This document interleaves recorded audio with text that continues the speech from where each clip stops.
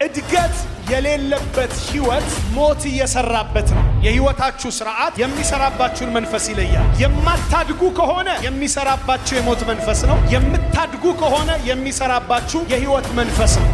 ድህነት መንፈሳዊነት አይደለም፣ የኃጢአት ውጤት ነው። እግዚአብሔር መጣና ወደ ሙሴ እንዲህ አለው፣ ሙሴ እኔ አንድ ነገር መለያ ያደርጋለዋል። የመረጥኩትን በልዩነት አሳድገዋለሁ። አይደለም ደረቅ በትር ችግኝ በነጋታው አያፈራም።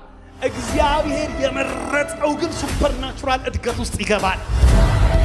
ነገ ሙሴ በቃል የማታመልጠውን በክብር ታሸንፈዋለህ።